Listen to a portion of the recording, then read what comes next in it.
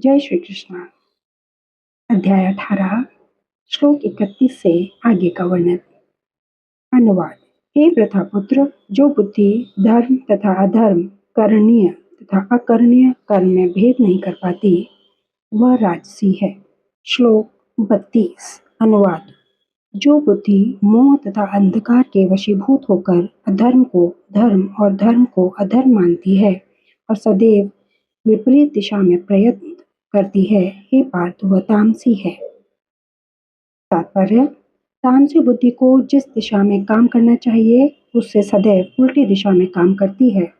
यह उन धर्मों को स्वीकारती है जो वास्तव में धर्म नहीं है और वास्तविक धर्म को ठुकराती है। अज्ञानी मनुष्य महात्मा को सामान्य व्यक्ति मानते हैं और सामान्य व्यक्ति को महात्मा स्वीकार करते हैं। वे सत्य को असत्य तथा असत्य को सत्य मानते हैं। वे सारे कामों में कुपथ ग्रहण करते हैं, अतएव उनकी बुद्धि तामसी होती है।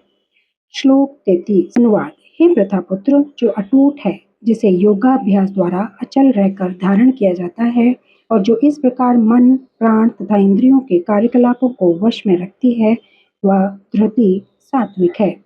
योग परमात्मा को जानने का साधन है। जो व्यक्ति मन, प्राण तथा इंद्रियों को परमात्मा में एकाग्र करके दृढ़ता पूर्वक उनमें स्थित रहता है, वही कृष्ण भावना में तत्पर होता है। ऐसे धृति सात्विक होती है। अव्यभिचारिण्या शब्द अत्यंत महत्वपूर्ण है, क्योंकि यह सूचित करता है कि कृष्ण भावनामृत में तत्पर मनुष्य कभी किसी दूसरे कार्य द्वारा विचलित नहीं होता। श्लोक 34। अनुवाद। लेकिन हे अर्जुन, जिस धृति से मनुष्य धर्म, अर्थ तथा काम के फलों में लिप्त बना रहता है, वह राजसी है। तात्पर्य। जो व्यक्ति धार्मिक या आर्थिक कार्यों में कर्म फलों का सदैव आकांक्षी होता है, जिसकी एकमात्र इच्छा इंद्रिय तृप्ति होती है तथा जिसका मन, जीवन तथा इंद्रियां इस प्रकार संलग्न रहती हैं, वह रजोगुणी होता है। श्लोक 35। अनुवाद। हे पार्थ, जो धृति स्वप्न, भय, शोक, विषाद तथा मोह के परे नहीं जाती, ऐसी दुर्बुद्धिपूर्ण धृति तामसी है। तात्पर्य। इससे यह अर्थ नहीं निकालना चाहिए कि सतोगुणी मनुष्य स्वप्न नहीं देखता। यहाँ पर स्वप्न का अर्थ अति निद्रा है। स्वप्न सदा आता है, चाहे वह सात्विक हो, राजस हो या तामसी।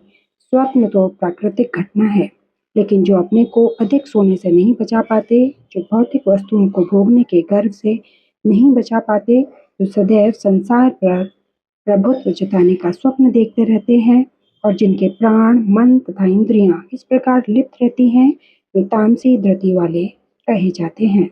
श्लोक 36 से आगे का वर्णन अगले वीडियो में। धन्यवाद। जय श्री कृष्ण।